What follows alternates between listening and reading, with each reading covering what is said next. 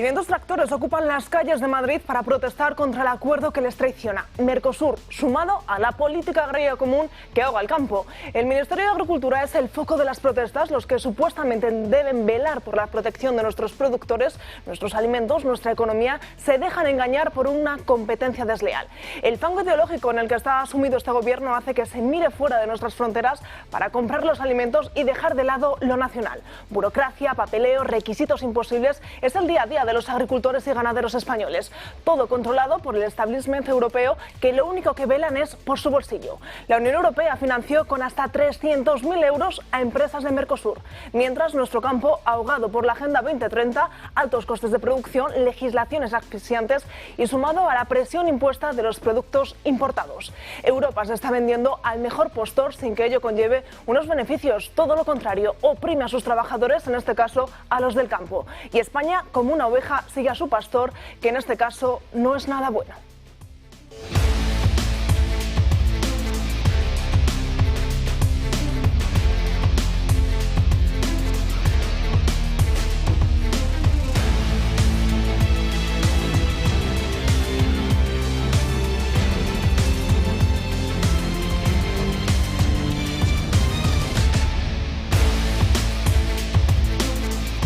¿Qué tal están? Muy buenos días, bienvenidos a Dando Caña. Hoy es miércoles 11 de febrero y hoy felicitamos a todas las Lourdes. Por delante, como siempre, 2 horas intensas de programa en la que pondremos el foco sobre todo en esa protesta. Más de 500 tractores están recorriendo las calles de Madrid en contra de ese acuerdo de Mercosur, también de la PAC. Todo ello se lo iremos contando en directo, en riguroso directo. También obtendremos una serie de declaraciones de esos agricultores, de esos ganaderos que están hartos de estas políticas que no hacen más que asfixiarles y hacer cada día más difícil su trabajo, su día a día. También pendientes del Congreso, porque ya saben, desde las 9 de la mañana Pedro Sánchez está ofreciendo esa comparecencia en las que está intentando explicar todo lo que está ocurriendo con el sector ferroviario, con la vista puesta sobre ese accidente de Adamuz, y también pendientes estaremos de todo lo que ocurra a nivel internacional y de una serie de cosas que les vamos a ir contando que tienen que ver con la economía, con esa subida del salario mínimo, pero sin embargo también nos suben la cesta de la compra. Todo ello se lo iremos desarrollando como siempre a lo largo del programa de hoy, pero antes, como siempre, toca presentar a las personas que me acompañan hoy aquí, y vuelve a estar con nosotros don Julio Ariza. ¿Qué tal estás? Muy buenos días. Contra todo pronóstico. Y la que está contra todo pronóstico aquí eres tú. Sí. Explícalo. Pues maravilloso, no sé Óscar Puente o quién, pero bueno, vamos a empezar contando bien la historia. Yo vengo todos los días de Valladolid, yo me cojo el AVE de las 6:23, normalmente no suelo tener ningún tipo de problema, ya por la tarde ya es una verdadera aventura, pero hoy, pese a todo pronóstico también, pese a que nos han anunciado que la huelga está desconvocada, es cierto que la huelga está desconvocada, pero está desconvocada por los dos sindicatos mayoritarios, es decir, por Comisiones Obreras y por UGT, que realmente ellos no habían puesto esta huelga, es decir, todos los minoritarios sí que continúan esa huelga. ¿Qué ha hecho el ministro Óscar Puente? Al haber desconvocado por parte de esos dos sindicatos mayoritarios esta huelga, se han acabado los servicios mínimos. ¿Con qué me he encontrado yo hoy? Pues con que el tren de las 6:23 estaba cancelado, el de las 6:45 sí que ha salido, pero al ir por pase vía todos los que venimos de Valladolid no nos han permitido coger ese, y a partir de ahí un montón de cancelaciones, de anulaciones, y he llegado 3 horas más tarde a mi trabajo. Y he llegado a Chamartín y un montón de trenes con destino Galicia completamente cancelados, los de Barcelona también están cancelados, así que la vuelta... Solo puedo decirte una cosa, Natalia, que no vuelva a repetirse. ¿Verdad? Pero justificación, por favor, al ministro, y que él te dé todo tipo de explicaciones, que yo hasta ahora también puedo decir que no he tenido ningún tipo de explicación. Sí que me han dicho que a las 6:23 mi AVE estaba cancelado, pero sin embargo a las 9 he recibido un mensaje diciendo que ese AVE que estaba cancelado iba a hacer su salida con demora, y yo pues no me había dado cuenta. ¿Cómo ha estado Abascal y Feijóo? ¿Cómo han estado esta mañana? Muy bien, lo hemos estado comentando antes de comenzar el programa. ¿Cómo lo habéis visto? Y el propio Francas decía que Feijóo... Yo no lo muy he visto. bien. No, bueno, te quiero decir solo una cosa antes de entrar en materia. ¿Para qué compró Epstein el día que el FBI abría la investigación sobre su isla y sus porquerías? ¿Para qué compró 1.200 litros de ácido sulfúrico, SO4H2 o H2SO4? ¿para qué compraron 1.200 litros de ácido sulfúrico que llevaron a la isla? El ácido sulfúrico, sabéis que es lo más corrosivo, vamos, es una sustancia verdaderamente peligrosa y terrible que acaba incluso con el DNA. O sea, es decir, borra todo, lo destruye absolutamente todo. Pues ahí lo llevaron. 1.200 litros de ácido sulfúrico.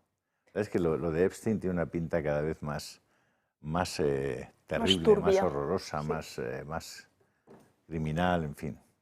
Francas es que es muy obediente y hasta que no le doy la palabra, él no abre la boca. Luego ya 2 horas ya se salta cualquier tipo de norma. Pero ahora sí, muy buenos días, Francas. Puedes comenzar a hablar.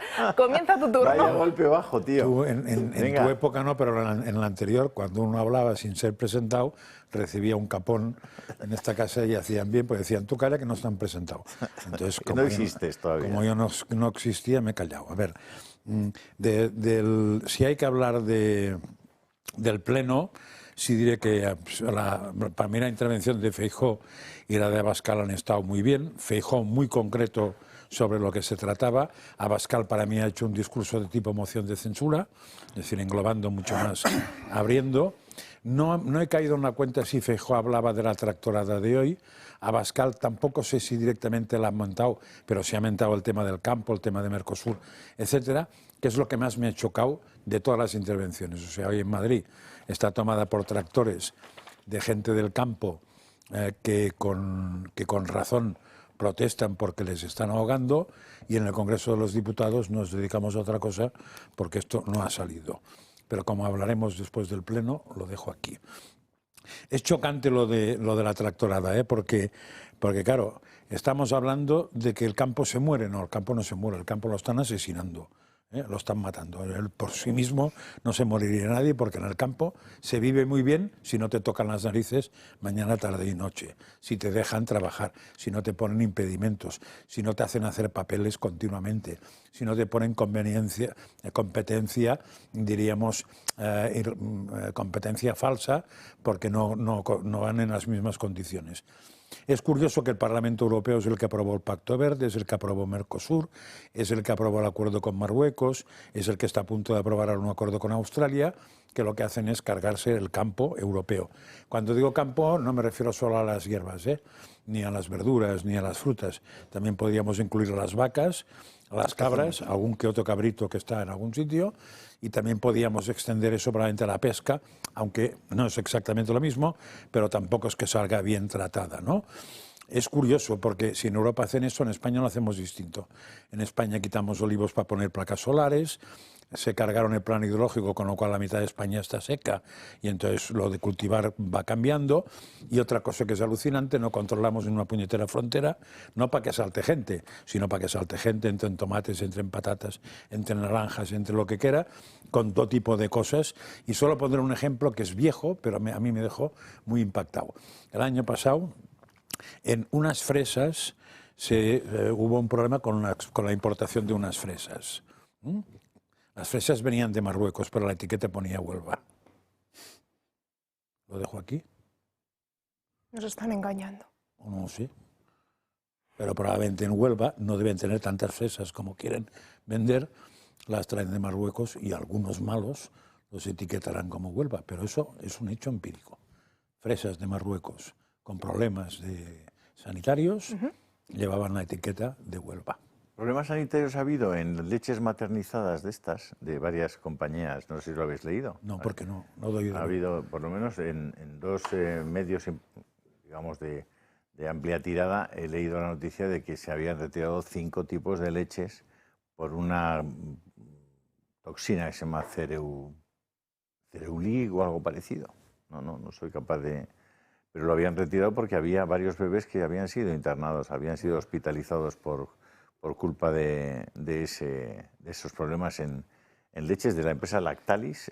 Hablan de Nestlé, de Lactalis y de otra compañía. Si es más de una es más peculiar, porque que una meta la pata... Claro, estamos hablando de la materia prima que han utilizado, probablemente. Pero si la meten varios... Sí. Pero habían retirado varios grupos de leche de esta materna, vamos, para bebés.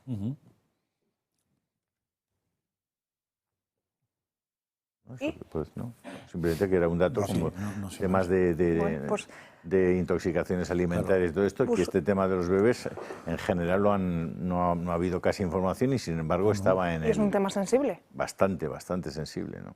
Miguel Ángel Durán, muy buenos días. Buenos días. Y con nosotros Miguel Ángel Gómez, muy buenos días. Y antes de adentrarnos de lleno en toda la política, en toda la vorágine informativa que nos va a arrollar durante las 2 próximas horas, vamos a hablar de 2 obras de Miguel Ángel bastante interesantes. Vamos a empezar, si te parece, por Mentideros de Madrid. Cuéntanos, porque aquí, además de ser tertuliano, además de ser funcionario, también es escritor en su tiempo libre.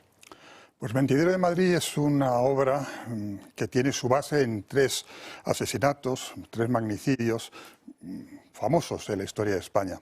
Uno, el de Juan Escobedo, en la época de Felipe II, en el que bueno, el rey parece que estaba implicado, la princesa de Éboli, es una historia conocida. Bueno, yo incluyo un crimen adicional ahí y doy una nueva versión, porque en estos 3 crímenes que yo que planteo en el libro, se sabe más o menos quiénes fueron los autores, pero no se sabe exactamente quién estuvieron detrás. El siguiente crimen es el del conde de Villamediana, ese famoso de Mentideros de Madrid, decirme quién mató al conde. Y bueno, pues es en la época ya de Felipe IV, ahí tenemos al conde duque de Olivares y tenemos a ciertos actores también que pueden estar mezclados. Y bueno, yo incluyo en ambos casos también uno más que sale colateralmente en muchas historias, pero que nunca se ha introducido en él. No voy a decir cuál es, porque evidentemente es para eso que lean el libro. Y el tercero, pues más famoso seguramente que los otros 2 y más cercano, es el asesinato de la calle del Turco, el asesinato del general Prim, en el que, bueno, hay tantas posibilidades de quién financió y quién estuvo detrás del crimen, que al final pues parece que era una confabulación, y yo creo que no lo fue, y así lo reflejo. E incluso meto un actor adicional. Son historias que han tenido en la literatura múltiples libros que lo reflejan, incluso alguna película bastante buena, pero siempre dejan en el aire algo en lo que había que concretar, y es quién está detrás de los 3 crímenes. Y a mayores tenemos otro más. Bueno, son varias las obras que has escrito, pero hoy vamos a destacar estas 2 porque también tenemos el de Los Reyes de España visto por un racional republicano. Bueno, yo tengo que pedir primero perdón a todo el mundo por considerarme racional, ¿eh? Eso en un ser humano cada vez es más difícil. Bueno, eso es una enumeración rey por rey, desde los reyes católicos, que es cuando realmente se empieza a constituir España, y en todos ellos evidentemente no se puede uno explayar mucho, porque este es un libro pequeño y la historia de España es tan grande que necesita varios tomos, pero bueno, sí aparecen cosas curiosas de cada uno de ellos, algunas desconocidas y otras que se han querido ignorar. Entre medias está también, evidentemente, porque no hay que pegar saltos en la historia, las 2 repúblicas y la época de la dictadura, o las dictaduras de Franco y de Juan Carlos I. Y bueno, pues detrás de cada uno de los capítulos de cada rey hay una pequeña, muy pequeña, a veces son solamente 5 líneas, por decirlo de una manera, historieta en la que los personajes de la época hablan de ciertas cosas que se han olvidado de esa época. Bueno, yo pienso que resulta curioso, resulta atractivo, y al que le guste la historia de España, pues le puede resultar evidentemente una lectura de fin de semana. ¿Y dónde podemos hacernos con uno de estos ejemplares? Estos están en Amazon y todas las historias, porque son libros autopublicados. Me imagino que Amazon se podrá conseguir. Se puede conseguir en cualquier librería, lo que pasa es que no se le puede dar al instante, porque no existe ninguna librería, se lo tienen que pedir a la editorial. Bueno, la librería, pues, me refiero. De momento, 2 libros para leer este próximo fin de semana. Iremos dando más detalles sobre otras novelas, otros libros que también has escrito. Ahora sí, comenzamos el programa.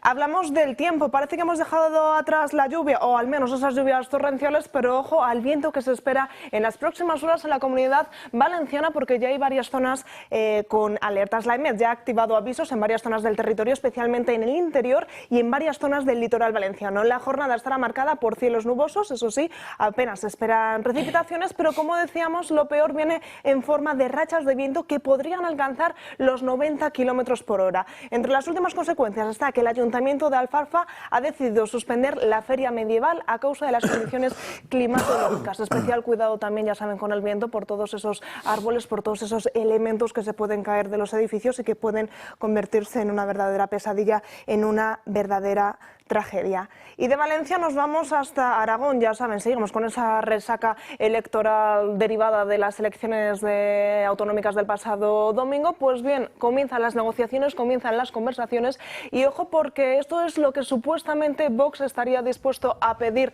al Partido Popular para llegar a un acuerdo y para sacar adelante ese pacto de gobernabilidad. Gabriel Serrano nos da más detalles. Reuniones, negociaciones y consejerías. Esto es lo que se está cociendo ahora mismo en Aragón para llegar a un acuerdo entre el Partido Popular y Vox. Ya lo dijo el lunes el portavoz nacional de Vox, José Antonio Fuster, que la formación no descarta pedir una vicepresidencia y varias consejerías, pero, así lo dijo en sus propias palabras, con estructura y presupuestos para poder hacer políticas y no solo para figurar. En la mesa de negociación la mirilla está situada, como publica El Español, en las consejerías de Bienestar Social, Medio Ambiente e Interior. Estas serían las peticiones del partido de Abascal para formar gobierno y además se aspiraría a retener la presidencia de las Cortes de Aragón. Responsabilidades estratégicas que daría a Vox posibilidad de aplicar sus líneas de gobierno. De la Consejería de Interior depende el 112, la limpieza de cauces y el encauzamiento de tramos urbanos de los ríos de Medio Ambiente. Y de este departamento también depende el Instituto Aragonés de Gestión Ambiental, que es algo clave para la concesión de los proyectos de renovables. Bienestar Social está encargada de las políticas de inmigración y Alejandro Nolasco siempre ha achacado a su consejera Carmen Susín la acogida de menas. Vox se fijaría también en recuperar el Departamento de Agricultura para proteger el campo de Mercosur y el Pacto Verde Europeo. Los de Santiago Abascal han conquistado el voto rural, por eso ven un punto clave. Habrá que esperar para descubrir los asuntos clave de esta mesa de negociación. Gracias, Gabriel. Bueno, pues de nuevo un nuevo escenario, unas nuevas negociaciones. Esta vez no sabemos si llegará a mejor puerto o no que el de Extremadura, que de momento están bastante crudas esas Hombre, negociaciones. peor puerto que en Extremadura de momento no puede llegar nada, pero es que en todas las cosas porque llueve sobre mojado, lo cual en España es muy conocido ya porque llevamos una temporada en que llueve sobre muy mojado, pero no de Extremadura es lo mismo. Entonces, a mí me gustaría saber, creo que lo dijimos ayer, lo insistió Julio y yo también me apunté, a que sepamos exactamente si no hay acuerdo de Extremadura, por qué es. ¿Qué pide uno? ¿Qué pide el otro? ¿Qué no está dispuesto a ceder uno? ¿Qué no está dispuesto a ceder otro? Porque es evidente que las elecciones las ha ganado Guardiola, pero es evidente que sola no tiene ningún futuro. Y eso pasa como con la estadística. O sea, si hay un 1% de probabilidades de que a mí me caiga un foco en la cabeza, pues no, puedo estar tranquilo. Ahora si me cae el foco en la cabeza, las posibilidades han sido un 100%, no un 1%, no nos engañemos, pues aquí pasa un poco absolutamente igual, ¿no? Es decir, si tú no tienes suficientes para gobernar, no tienes nada, así de simple. Y además, da igual, porque eso es otra cosa que me hace gracia a mí cuando se habla de negociación política, por ejemplo ahora, ¿no?, con lo de Ábalos, no, es que Sánchez ahora le basta con que Junts se abstenga, coño, es lo mismo, o sea, si mi voto... Si tengo que votar a favor, cuesta 1.000. Y si tengo que abstenerme, porque tú tampoco, cuesta 1.000 igual, porque es lo mismo. Es lo mismo, o sea, tú no puedes hacer nada. Pero no, como solo es abstención, serán 250. Pues nada, ¿Por qué creyendo. te molestas en razonar? Porque de pequeñito, como ha dicho Miguel Ángel antes, yo también soy José racional. María, ¿qué hace? Yo he desistido. Y yo cuando me suelo poner el vídeo este en el que Óscar Puente dice que va a poner los trenes ya a 350 kilómetros por hora. Esto por cierto, Abascal ha dicho 400 varias veces. Yo sobre ese tema tengo un comentario. Es que pero a mí me deprime. No nos tenía que deprimir porque el troglodito ha conseguido algo que no era fácil. Y es que ahora todos los trenes de España son alta velocidad. Porque si los de alta velocidad van a 100 o 150, pues todos los trenes van a 150. Que absolutamente todos los trenes de España van a alta velocidad. Eso es un logro impresionante, ¿no? Pero siguen traqueteando, ¿eh? A 150 todavía... Bueno, pero van a 150. Sí, tú has venido hoy. Sí, es alta velocidad. Una experiencia, ¿Y qué tal? Pues no, aprovechas ¿Has hecho la prueba del café? No, pero es que me fijo más en los campos de España. Porque los veo ¿Cuántas horas has estado? 3 horas y media, casi... Es que esto no es... Bueno, es la alta velocidad de... Y al precio rebajado, supongo. No, el precio es más o menos el... Hombre... ¿Te puedes bajar en algún momento y correr al lado del tren o no? Para hacer un lo voy a intentar, lo que pasa es que a veces, como estoy un poco baja forma, pues no, yo no voy a ser que encima me quede... No que cojas el trozo que corre. Sí, y llegase yo media hora tarde. Pues yo desde que dijo Óscar Puente que iba a poner los trenes a 350 kilómetros por hora, ya... Pero He desistido de pensar. sí, pero lo malo, Ya, pero yo tengo un blog que se llama No entiendo nada y lo tengo que ejercerlo. pero si tenemos que agradecer que está bien. estemos... Pues tendrás un montón de contenidos. Podría, bueno, llegó un momento que escribía cada media hora, pero también me he cansado ya. Pero- Yo me cansé ¿Sabes qué incluso- pasa? Que te desanimas. Sí. Yo- Dices, ¿para qué? Julio, yo me cansé incluso de pensar que durante el tiempo en que los trenes fueron a la velocidad que en principio pagamos, nos estábamos jugando la Sí, vida. sí, te la jugabas, no tengas ninguna duda. Yo, cuando iba al bar o al Vivir es servicio... jugarse la vida.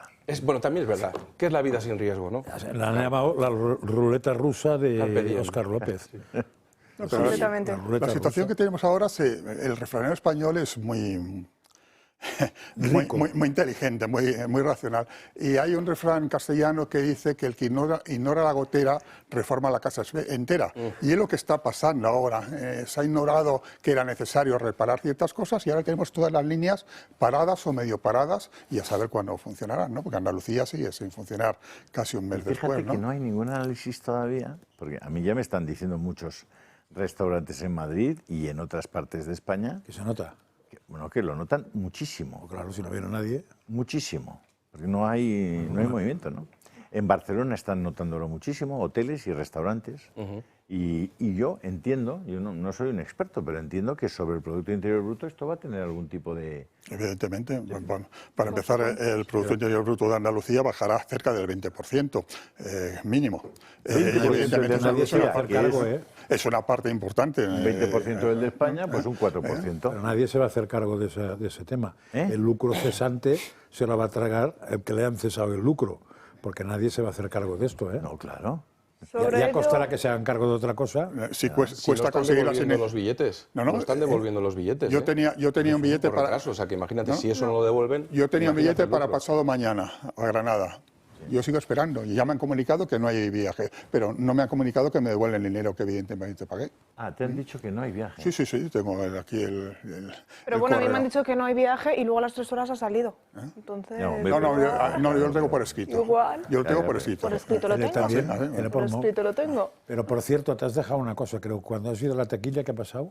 Ah, que no había nadie tampoco, porque también los compañeros estaban en huelga. Entonces yo le he dicho a una trabajadora, una de estas personas que acompañan a las personas cuando necesitan asistencia, Atenio, sí. yo he visto, era la única que tenía algo distintivo, entonces le he ido a preguntar y le he dicho, yo respeto que tus compañeros hagan huelga, pero también necesito que alguien me esté dando información o que me diga qué hago, porque además, como os digo, yo tengo ese pase vía. Entonces yo no he cogido el de las 6:23 porque estaba cancelado y ¿qué me han hecho? Bloquearme durante 180 minutos como si yo no hubiese cogido El tren. ese tren. Entonces yo no he podido hacer nada y he cogido otro billete de las 7:55 que tampoco ha salido a su hora. Me han montado a las 9 en referencia al de las 6:23 y he dicho, ¿y cómo reclamo el de las 7:55? Y me han dicho, si no te has montado no puedes reclamarlo. Y yo, ¿de verdad? Entonces, bueno, Bueno, te has hoy salido. como tengo otro a las 5 para volver a casa, Ay, tendré ay. tiempo para ver cómo hago lo de las indemnizaciones y las quejas. Ay. Sí. Pero bueno, no vamos a hablar todo el rato de mí, ¿no? No, pero es que es Bueno, interesante porque... soy la voz representante de Claro, muchos porque que hemos es que- estado en la estación de Valladolid esta mañana a las 6 sin ningún tipo de información y sin tren hasta Un día que pasadas no me muchas pasa horas. nada a mí me interesa oír que alguien me pasa, porque hoy he venido, eso sí, el tren petado porque no había habido ningún anterior, o habían fallado muchos, pero por lo demás, me he legado. Yo creo que han habilitado el Twitter del ministro para este tipo de informaciones. Uf, Bueno, no ha seguido, directamente, no ha seguido el pleno. No he podido. Es que es muy interesante porque le han pedido varios de izquierdas Sí. a Pedro Sánchez que el gobierno abandone Twitter. Porque ¿cómo puede ser que se queje de Twitter y las informaciones del gobierno vayan por Twitter si eso le llega inmediatamente al Pentágono todo lo que pone el gobierno? Y ahora les gustaría al gobierno español que le siguiera al Pentágono. Digo yo, pero bueno, pero eso es uno de los grandes temas de fondo del pleno de hoy, del accidente de tráfico, son los bulos de las redes, periódicos, televisiones y radios. ¿Vosotros os imagináis lo que sufriría Kafka en ese país? El término kafkiano se queda corto para lo que está sucediendo. ¿Te refieres a Samsa, Gregorio Samsa, el protagonista de la... ¿Cómo se llama la novela de Kafka, hombre? La Metamorfosis. La metamorfosis. El protagonista se llama Gregorio Samsa, vive en una habitación solo y se va convirtiendo en una especie de gusano, de insecto horroroso. Y bueno, pues... Es muy kafkiano, efectivamente, lo que le está pasando al gobierno. Sí. Pues antes de adentrarnos en todo lo que está pasando hoy en el Congreso de los Diputados, nos vamos a ir a la primera pausa publicitaria, pero antes una propuesta muy interesante del Club de Amigos. El próximo martes 17 de febrero, el historiador Javier Sardón nos invita a conocer el origen de la leyenda negra antiespañola, desde el medievo hasta el reinado de Carlos I. Una charla para entender de dónde vienen muchos de los tópicos sobre España que todavía hoy seguimos escuchando. Será a las 7:30 de la tarde en la modalidad presencial o online, y para apuntarse o para más información tan solo tienen que llamar al 91 616 2464 o escribir un correo electrónico a clubdeamigos@clubdeamigos.org. 12:28 del mediodía, seguimos en directo. Ahora sí nos vamos a adentrar, vamos a intentar explicar o vamos a intentar entender todo lo que está dando de sí esa comparecencia de Pedro Sánchez en el Congreso de los Diputados. Ya saben, una fecha marcada en rojo, este 11 de febrero, porque supuestamente el presidente iba a dar explicaciones sobre el caos ferroviario y sobre esos accidentes, el de Gelida y el de Adamuz, que dejó al menos 46 víctimas mortales. Vamos a escuchar al presidente del Gobierno y sus explicaciones.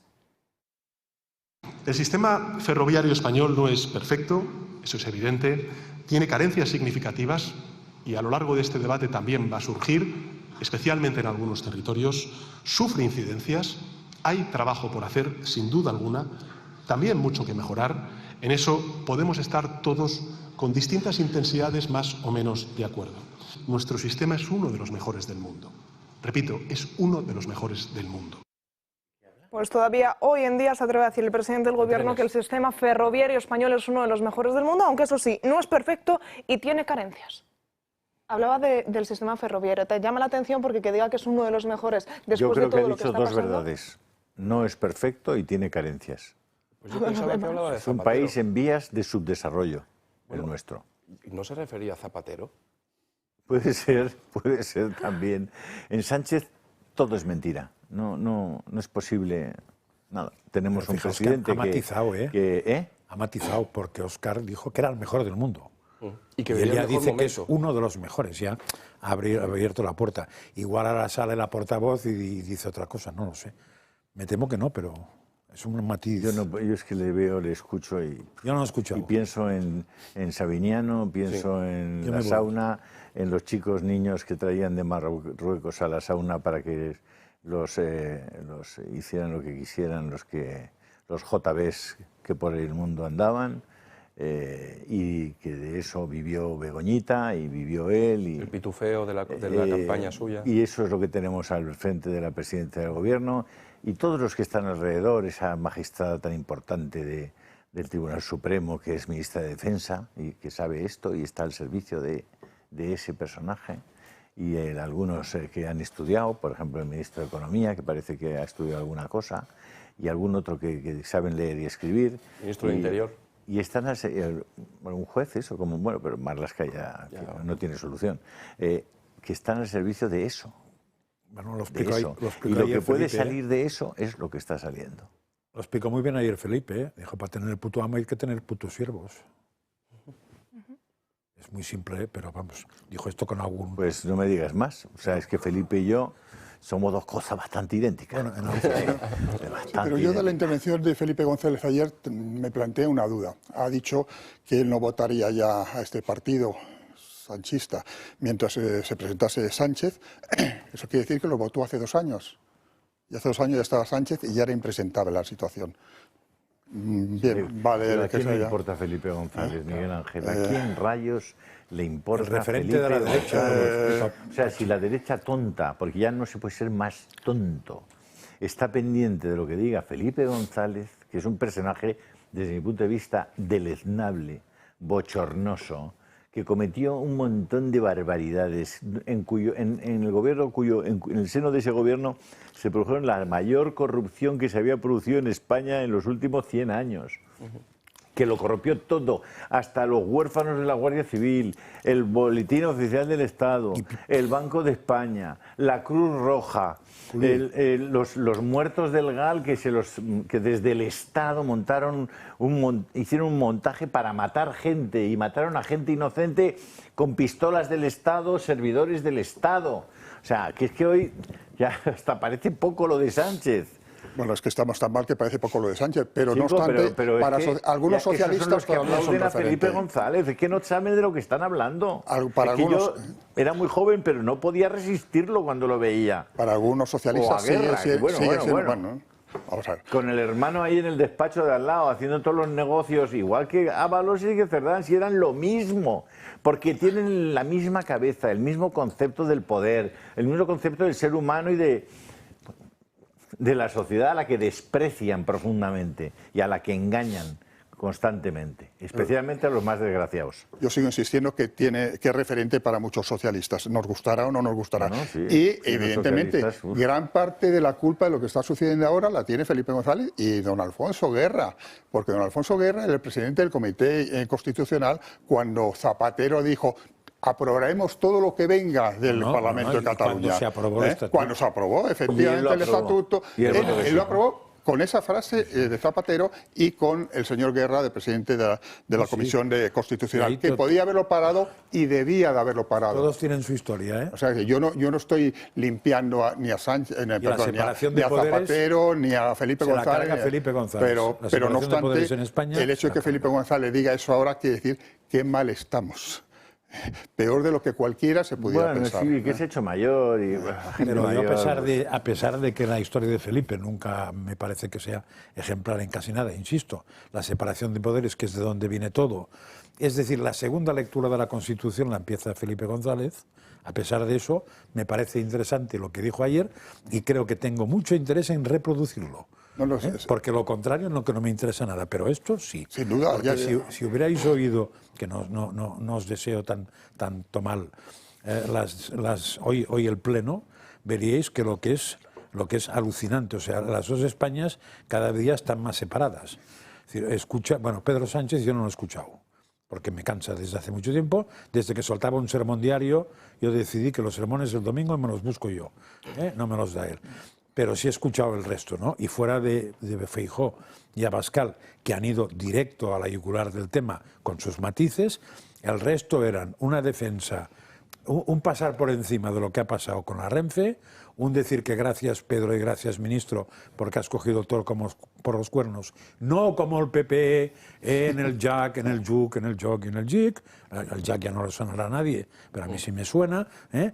Y entonces ha sido diríamos, un discurso de demagogia salvaje sobre lo que podía ser las izquierdas en el 36, igual ya habían mejorado, ¿eh? Pero en la URSS, en los comités del Politburó, vamos, o sea, una cosa, es alucinante lo que se le llega a decir, pues es que es cuestión de escucharlo, con lo cual era un alegato, o sea, era atacar al PP y Vox con argumentos de extrema izquierda, todos, Bildu incluido, que no ha chocado nada, Pues si empezamos... excepto Junts, que ha hecho alguna cosa curiosa, que es explicar un poco eso de defenderse en el tema de la ocupación, arreando bastante, eso no lo ha hecho mal, y una cosa que me ha asombrado del PNV... Arreando al gobierno que él sujeta, que él sustenta. Muy bien. Arreando al gobierno que él sujeta. Bueno. Y una cosa del PNV que ya me ha dejado alucinado, que es que usa el criterio este que usa Sumar, que es el plural femenino. Nosotras, o sea, el PNV son nosotras ahora. Esto ya me ha dejado a mí, digo, ostras, sí que cambia el mundo. La democracia cristiana, ¿dónde ha ido? Vamos a escuchar parte de la intervención de Alberto Núñez Feijóo, que él sí ha querido focalizar ese discurso, esa réplica al propio Pedro Sánchez, centrada, como no podía ser de otra manera, en el caos ferroviario.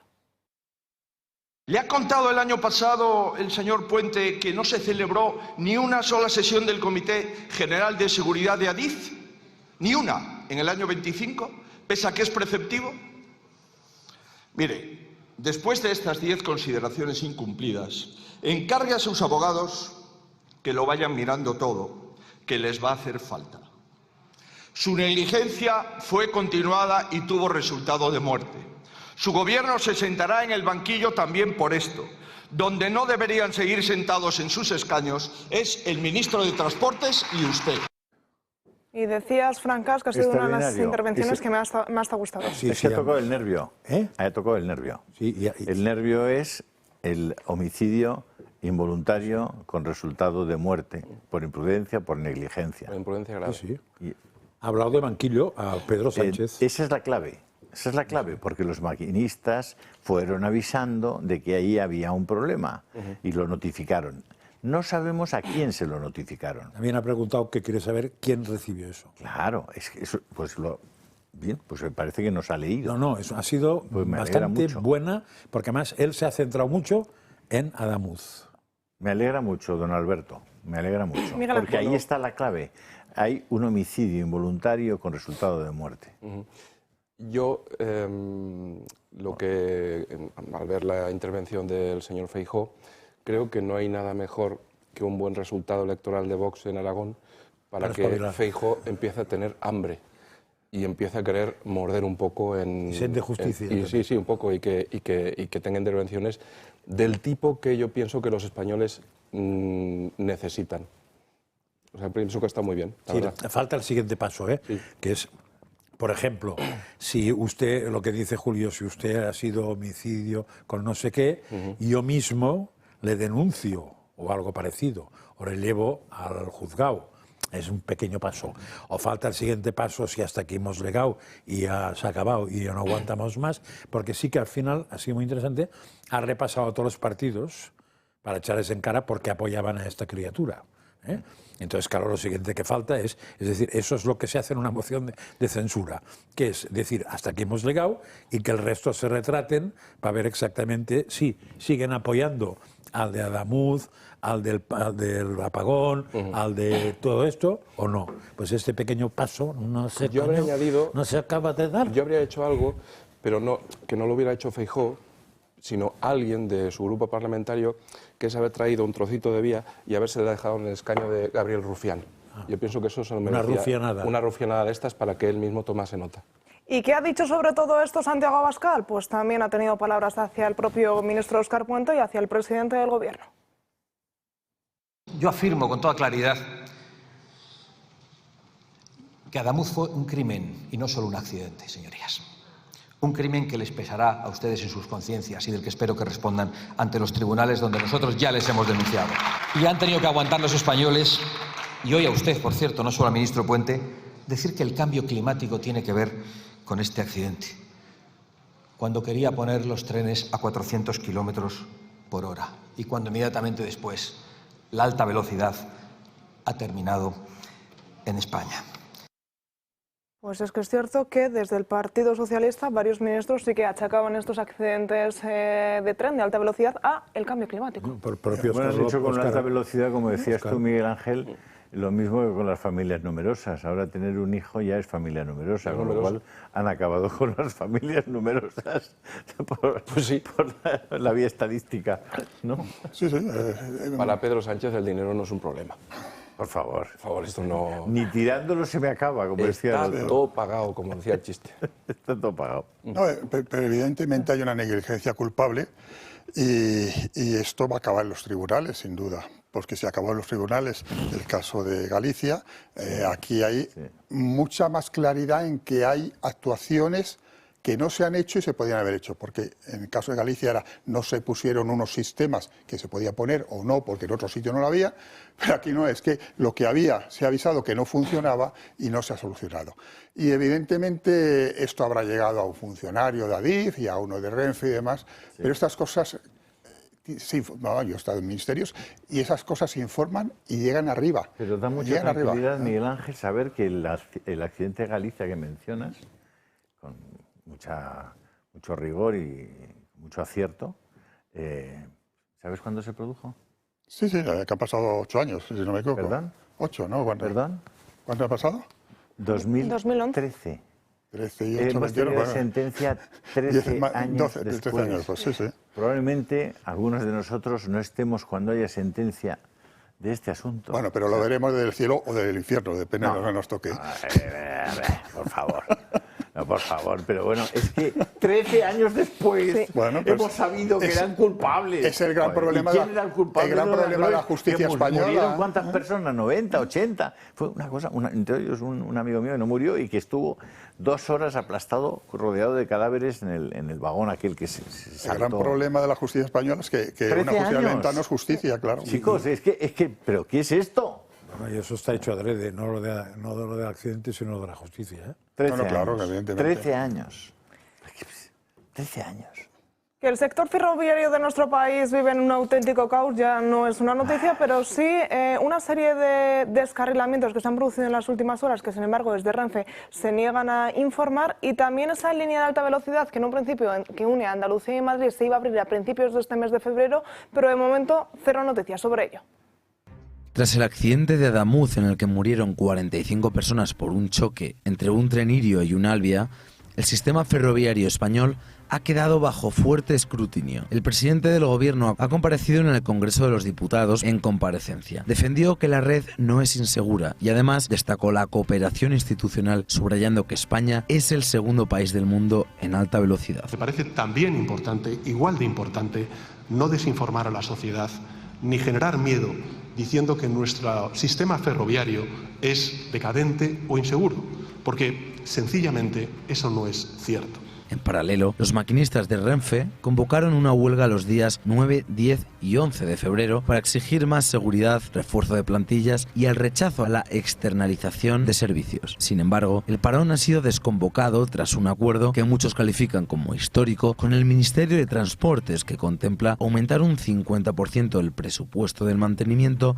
crear 3.600 nuevas plazas y destinar más de 1.000 millones de euros adicionales hasta 2030 a la red convencional y a la alta velocidad, con el objetivo de reforzar la seguridad y la gestión del sistema. Pese a que en el día de ayer estaba prevista la normalidad para los usuarios de Renfe, sindicatos minoritarios como CGT, Alferro y Sindicato Ferroviario mantienen la paralización hasta el día de hoy, ya que consideran insuficientes los acuerdos alcanzados. En el corredor Madrid-Andalucía se han producido cancelaciones y reducciones de servicios hacia ciudades como Sevilla, Córdoba o Málaga. La situación no se ha visto agravada por el cierre parcial de la línea tras el accidente de Adamuz, con trayectos suspendidos o combinados con autobús. En conjunto, la movilidad de trabajadores, estudiantes y turistas entre ambas comunidades se ha visto seriamente alterada. Está afectando estos días y estas semanas, pero no tenemos ningún dato aún que nos lleve a un elemento estructural. Todo esto se produce en un contexto en el que un tren que contenía 33.000 litros de líquido inflamable descarriló ayer sin salirse de la vía en Irún, un municipio del País Vasco, y que por el momento ni Adif ni Renfe han facilitado información al respecto. Todo esto además de la falta de claridad producida por la deficiente supervisión de subcontratas, el insuficiente protocolo de seguridad, tramos no renovados y la escasa transparencia y comunicación rápida ante anomalías por parte de Adif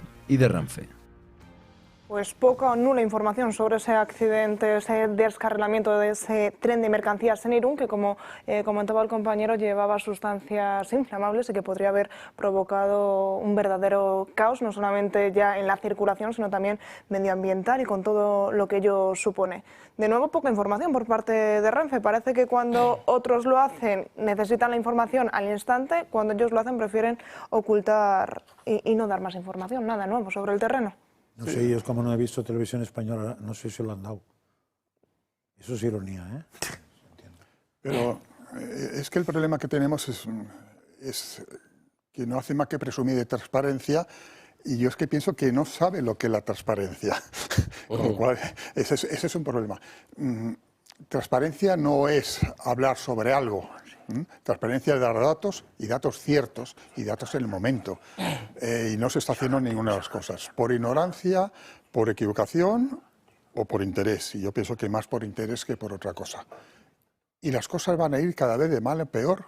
Porque yo el otro día, hace 2 días, me preguntaba, ¿y si esto que ha caído en Andalucía hubiese caído otra vez en Valencia? No hubiésemos tenido exactamente lo mismo, porque no se ha hecho ningún cambio estructural en todos los problemas que tenía Valencia hace un año. Puede pasar cualquier cosa en cualquier momento, y sigo diciendo, eso es negligencia culpable, porque en el momento que sabes que hay un problema, que tu obligación es corregirlo y no lo corriges, o eres autor de esa negligencia, o en el caso de los partidos que lo apoyan, son cómplices directos de la misma. Sin duda. Vamos a hablar de otro de los temas importantes del día de hoy, como es esa tractorada convocada en Madrid. Más de 500 tractores y se calcula que más de 2.000 agricultores y ganaderos están siguiendo esta manifestación, esta concentración por las calles de Madrid en contra de ese acuerdo de Mercosur. Allí, para contárnoslo, está Alba Sánchez. Así es, a lo largo de la mañana, aquí en pleno centro de la capital, se han reunido cientos de ganaderos y de agricultores para reivindicar su negativa ante ese pacto al que se intenta llegar entre la Unión Europea y Mercosur, pero también para reivindicar su negativa y su denuncia por esos recortes en política agraria común constantes a los que se ven sometidos. Los manifestantes van a llevar la tractorada hasta las puertas del Ministerio de Agricultura y Pesca para poder entregar sus reivindicaciones y denuncian que esa competencia desleal a la que se intenta llegar con ese pacto lo único que genera es un aumento de los costes de producción, haciendo que su trabajo sea cada vez más insostenible. Pues el eurodiputado de Vox, Jorge Buxadén, nos intenta explicar las consecuencias de este acuerdo de Mercosur y todo lo que supondrá para el campo español. Muy buenas, estamos aquí para hablar de Mercosur. Mercosur para no agricultores, Mercosur para no ganaderos, porque agricultores y ganaderos saben perfectamente cuáles son los efectos perniciosos para sus vidas y para sus explotaciones agrícolas y ganaderas, y saben también que las famosas cláusulas de salvaguardia son una auténtica trampa, un engaño, un artificio, un fraude, porque es lo mismo que se ha vendido desde aquí, de Bruselas, por ejemplo, con el acuerdo de Marruecos. Imaginemos que esta es la producción agrícola y ganadera europea, y esta es la de los países de Mercosur. Podemos también, para que los ganaderos no se sientan mal representados, esta sería la ganadería europea y la ganadería de Mercosur. En el año 1999, es decir, cuando la mayoría de los que estáis viendo este vídeo a lo mejor no habíais ni nacido, el Partido Popular Europeo empieza a negociar Mercosur. Cuando empiezan a negociar, las condiciones de estos dos transatlánticos, la agricultura y la ganadería europea y la de los países del Mercosur, pues no estaba en condiciones muy diferentes. Sin embargo, ¿qué ha sucedido? Ha sucedido que durante todo este tiempo a la agricultura y la ganadería europea se le han impuesto un montón de cargas. Se le han impuesto cargas laborales, se le han impuesto cargas en materia de seguridad social, se le han impuesto cargas en materia de cumplimiento normativo, protección de datos, prevención de riesgos laborales, normas municipales, normas autonómicas, normas nacionales.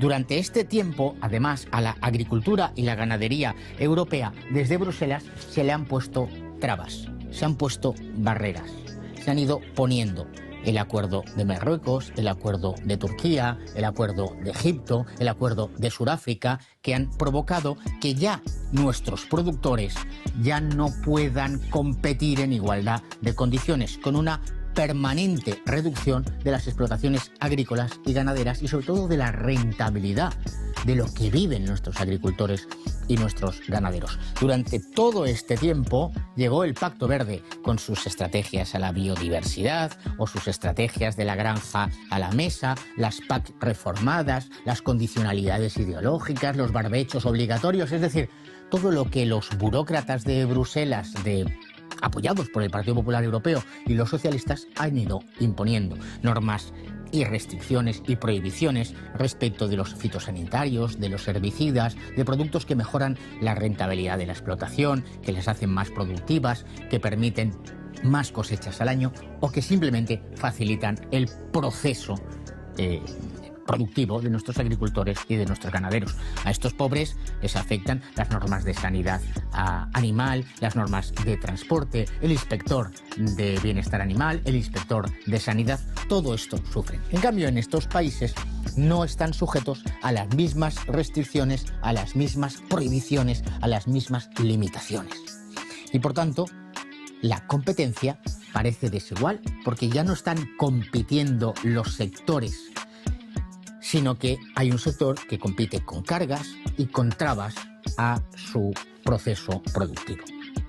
26 años más tarde, cuando todas las condiciones han cambiado, cuando los mismos que apoyan Mercosur, Partido Popular Europeo y socialistas europeos son los que han impuesto todo este conjunto de obligaciones, restricciones, prohibiciones y limitaciones a nuestra agricultura y ganadería, en las mismas condiciones que habían pactado prácticamente desde el inicio y en cualquier caso las mismas desde el año 2019, cierran un acuerdo que denominan de libre comercio. Pero es evidente que ese libre comercio es tramposo, porque hay alguien que no está sujeto a las mismas condiciones de libertad. Cuando hablan de libre comercio, en realidad hablan de eliminación de los aranceles, pero precisamente los aranceles existían para compensar a nuestros productores y poner aquí una barrera que simplemente era pagar. Para compensar. Si tú quitas estos aranceles, estos señores compiten en mejores condiciones. No tenemos nada contra los agricultores o los ganaderos de los países del Mercosur, ni de Argentina, ni de Paraguay, ni de Uruguay, ni de Brasil. Lo tenemos todo contra las élites que en Bruselas han impuesto una serie de normas. Porque esta barrera, a lo mejor, dicen que es porque se prohíben determinados productos porque son cancerígenos. De forma que lo que al parecer es cancerígeno si lo utilizan nuestros agricultores o nuestros ganaderos, o afecta al planeta, a la madre tierra, a la Pachamama o a no sé qué rollos, sin embargo, si no lo utilizan los agricultores o ganaderos de los países de Mercosur, no lo es. Luego, es mentira lo que han impuesto a los nuestros, o por el contrario, están poniendo en riesgo nuestra salud, la de nosotros mismos, pero también la de nuestros hijos, la de nuestros familiares, la de nuestros vecinos, la de nuestros mayores. Y frente a esto, no dicen nada, dicen solo libre comercio. Estos señores van a salir beneficiados. Agricultores y ganaderos europeos saben perfectamente que no van a salir beneficiados. Con lo cual, o se mantienen determinadas barreras económicas, que son esos aranceles que compensan las diferencias de trato de una legislación y de otra legislación, o por el contrario, empezamos a quitar las barreras que han impuesto los burócratas contra nuestros productores y derogamos de una vez el Pacto Verde, que es lo que estamos nosotros proponiendo, para que realmente la mejor agricultura y la mejor ganadería que se ha hecho en el mundo, en la historia de la humanidad, que es la que hacen nuestros productores, pueda competir en igualdad de condiciones o en similares condiciones, porque la igualdad perfecta jamás se podría producir en el mercado o en los mercados internacionales. ¿Por qué han hecho esto? Bueno, el motivo fundamental es porque hacen un gran acuerdo de Mercosur que incluye a la agricultura y a la ganadería y también a la industria supuestamente del norte, alemana o de otros países. Y como supuestamente, repito, esa industria se va a beneficiar, pues la moneda de cambio vuelven a ser nuestros agricultores y nuestros ganaderos, poniendo en riesgo nuestra soberanía alimentaria. Porque algo que hemos entendido todos y que entendéis todos perfectamente, porque lo hemos vivido en los tiempos de los confinamientos obligatorios impuestos por los estados en la época del COVID, cuando nos levantábamos por la mañana y abríamos la nevera, había siempre una botella de leche, habría frutas, había verduras, había carne y había pescado.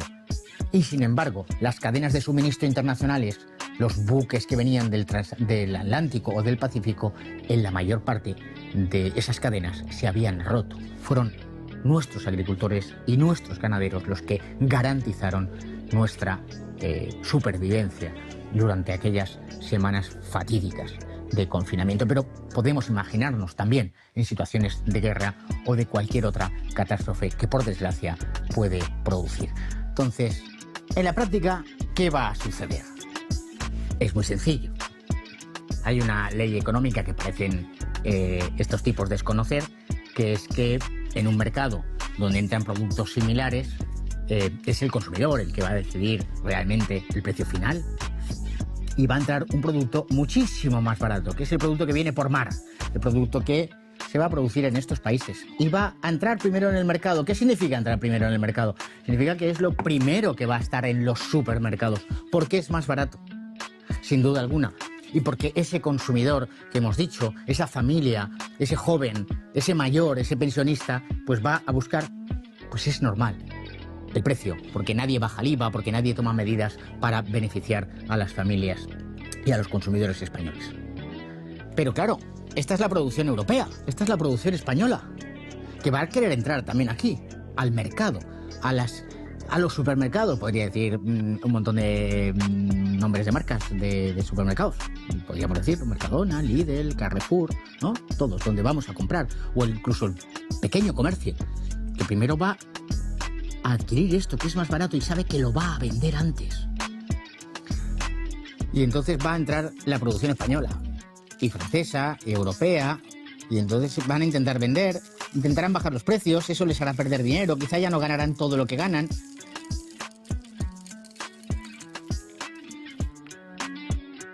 Y ya no cabrán todos, porque todos estos estarán fuera del mercado, estarán fuera de los supermercados, porque ya no pueden competir, porque no pueden bajar más el precio, porque si bajan más el precio tienen que cerrar, porque no pueden pagar a sus trabajadores, o directamente porque los supermercados, los intermediarios, los distribuidores ya no van a quererlo. Y todos estos van a ser los que pierden en este proceso. Y ahí van a estar muchos agricultores y muchos ganaderos españoles, como franceses, como húngaros, como polacos. ¿Quién se preocupa de ellos? Dice el Partido Popular que va aplicando unas cláusulas de salvaguardia, pero si vais el reglamento de las cláusulas de salvaguardia, dice que se va a poner en marcha cuando suceda esto. Es decir, cuando el mercado se haya desbordado. Dice, para aplicar las cláusulas de salvaguardia necesitamos que se produzca un daño serio y grave al sector productivo europeo. Esto es, pero un daño serio y grave para los burócratas es simplemente un dato estadístico, pero para los agricultores y los ganaderos es el cierre de una empresa o la venta de una empresa a un pez más gordo que te coma y que pueda competir en ese mercado. Esta es la realidad y esto es lo que nosotros queremos defender, la justicia y los derechos de nuestros productores. Por sobre esta explicación, Mercosur y todas las consecuencias que puede tener para el panorama nacional debatiremos, pero será justo después de la siguiente pausa publicitaria. 1:02 del mediodía, seguimos en directo en Dando Caña y vamos a hablar en directo con Ignacio Garriga, secretario general de Vox. Muy buenas tardes. Muy buenas tardes. Ignacio, nos surgen varias dudas, entre ellas por qué está tardando tanto Extremadura en formar gobierno. No sé si nos puede aclarar cuál es la situación, cuál es la postura de Vox con respecto a ese pacto o no con María Guardiola, o cuál es esa línea roja que María Guardiola no estaría dispuesta a pactar con ustedes. Pues eso es una gran pregunta que también nos hacemos nosotros y seguramente muchos españoles. ¿Por qué el Partido Popular tradicionalmente ha tenido tanta facilidad en pactar con los partidos separatistas, el desmantelamiento de la Guardia Civil o la expulsión del español en las aulas, y sin embargo es incapaz de ponerse de acuerdo con Vox? La realidad es que la señora Guardiola no ha aceptado el veredicto de las urnas, y el veredicto de las urnas ha dicho que quieren un cambio en las políticas y que quieren una representación de Vox mayor y que las ideas de Vox tengan mayor representación en el nuevo Ejecutivo. Por tanto, la señora Guardiola tiene que asumir que Vox tiene casi el 17% de voto en Extremadura. Eso proporcionalmente se tiene que traducir en programa, en capacidad ejecutiva y en presupuesto para poder impulsar ese cambio de rumbo. La señora Guardiola no está dispuesta ni a ceder programáticamente, ni a ceder en competencias ejecutivas, ni tampoco presupuestarias. Luego nosotros lo que no podemos hacer es investir a una presidenta para que siga haciendo lo mismo, cuando, insisto, los únicos que hemos doblado en resultados y crecido hemos sido nosotros. Si la señora Guardiola quiere acabar con las políticas de género, quiere acabar con las políticas que promueven y financian la inmigración masiva, quiere bajar los impuestos, quiere mejorar la educación y garantizar el acceso a la vivienda, y además asume que Vox tiene que tener ese 17% proporcional en un ejecutivo, tendremos acuerdo. A partir de ahí, esperemos que la señora Guardiola pues, entre en razón y sobre todo escuche el veredicto de los extremeños.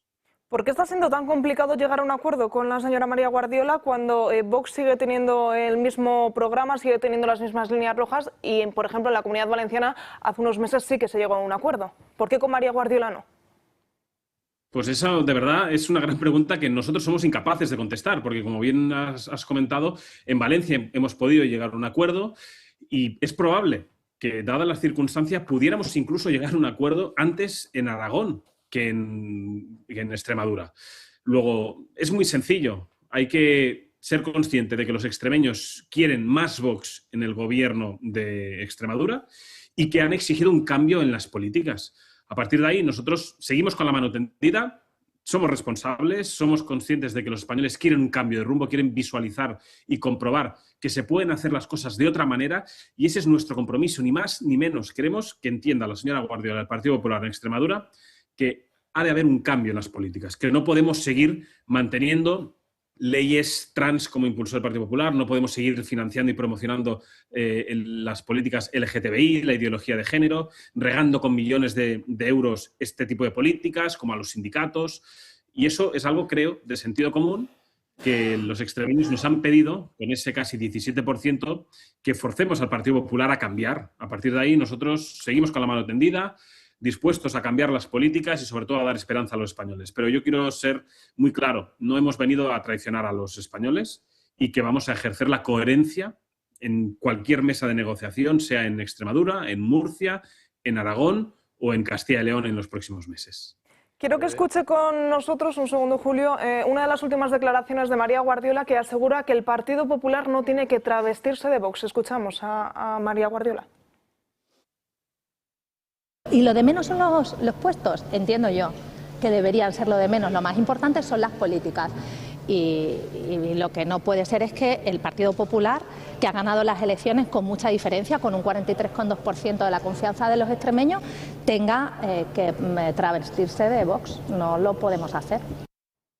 ¿Qué opinión le merece estas declaraciones de María Guardiola en un momento en el que deberían ser mucho más fáciles esas conversaciones, mucho más fáciles esos mensajes entre ambos? Sin embargo, vemos que es dura en sus palabras.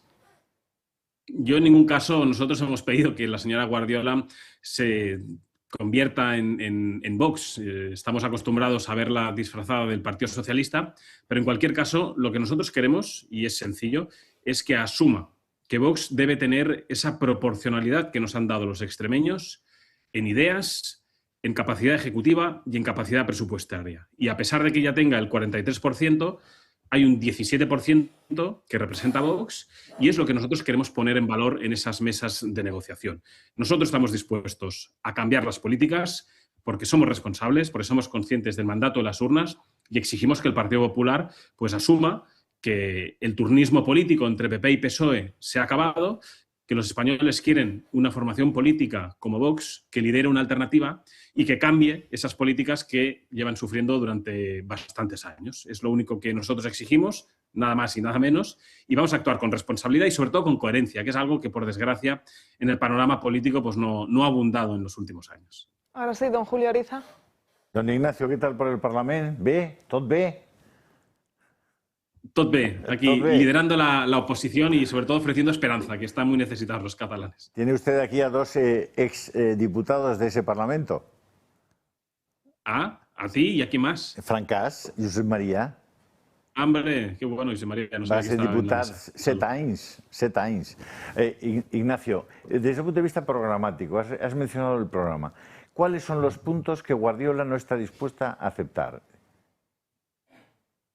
Claramente, todas aquellas políticas que tienen relación con la ideología de género, con las leyes trans, con las políticas LGTBI, con ese disfraz falso de igualitarismo que abandera tanto la señora Guardiola, que evidentemente nosotros hemos defendido, por supuesto, siempre, ¿no?, la igualdad entre hombres, mujeres, empresarios, trabajadores, es decir, sentido común.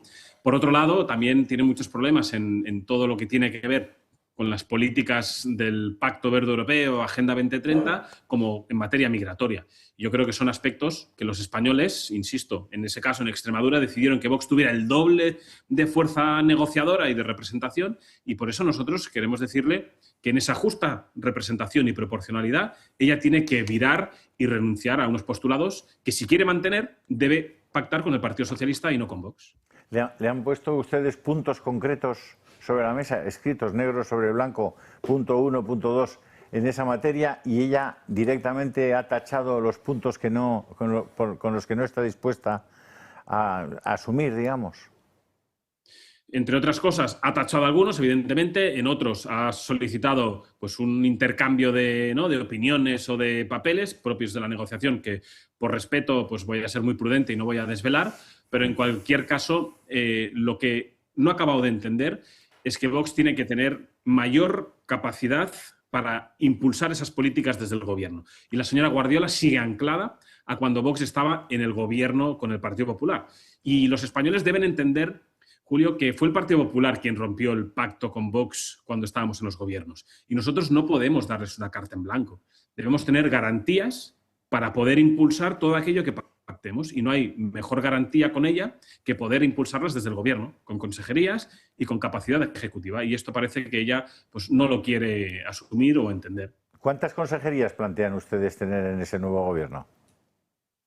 Bueno, no es una cuestión de número, porque es verdad que sobre todo es un tema de áreas, de competencias y capacidad de influencia.